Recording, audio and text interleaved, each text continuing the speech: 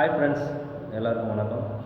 எல்லாருக்கும் ஒரு கனவு இருக்கும், வீடு கட்டணும். அதே மாதிரி எனக்கும் ஒரு கனவு இருந்துச்சு.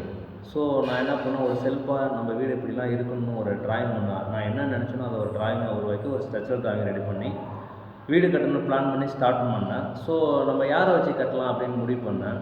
இன்ஜினியர் வச்சு கட்டலாமா இல்லை மேஸ்திரி வச்சு கட்டலாமா பிளான் பண்ணேன். ஸோ இன்ஜினியர் வச்சு கட்டலாம் அப்படின்னு ஒரு ஐடியா பண்ணேன். ஸோ நம்ம விசாரிக்கணும். என் ஃப்ரெண்டு ஒருத்தன் இன்ஜினியராக இருந்தான், க்ளோஸ் ஃப்ரெண்டு தான்.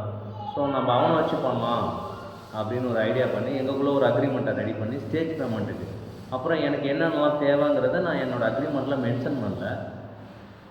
அவன் பண்ணிக்கலாம் அப்படின்னு சொன்னான். ஸோ அப்புறம் இனிஷியல் அமௌண்ட்டு ஒரு 10 lakh பண்ணியிருந்தேன்.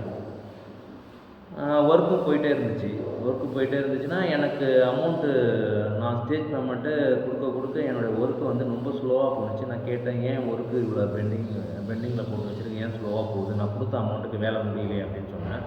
இல்லை வேலை முடிச்சிடுறேன் அப்படின்னு சொன்னான். அப்புறம் ஒரு டைம் பார்த்தீங்கன்னா அவன் வந்து என் அமௌண்ட் எடுத்து ரொட்டேஷன் விட ஆரம்பிச்சிட்டான்.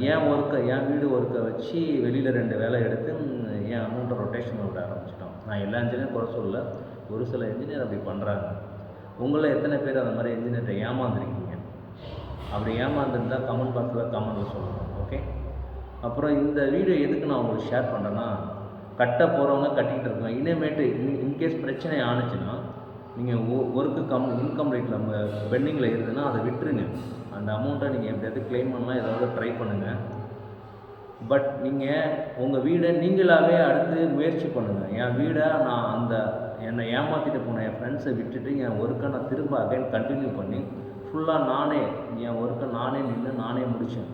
நான் எப்படியெல்லாம் யோசிச்சேன்னா என் வீடை நான் கம்ப்ளீட் பண்ணியிருக்கேன். அந்த வீடியோவாக எடுத்து நான் உங்களுக்கு ஷேர் பண்ணுறேன் நெக்ஸ்ட் வீடியோவில்.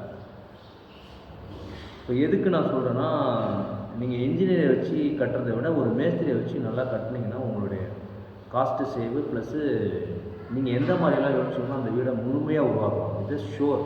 நான் என்னுடைய அனுபவத்துலேருந்து நான் ஷேர் பண்ணுறேன். ஓகே, நம்ம ஃபர்தராக நெக்ஸ்ட் வீடியோவில் நம்ம பார்க்கலாம். ஓகே, இந்த வீடியோ பிடிச்சிருந்தால் லைக் பண்ணுங்கள், ஷேர் பண்ணுங்கள், அப்புறம் கமெண்ட் பண்ணுங்கள். Okay, thank you, bye bye.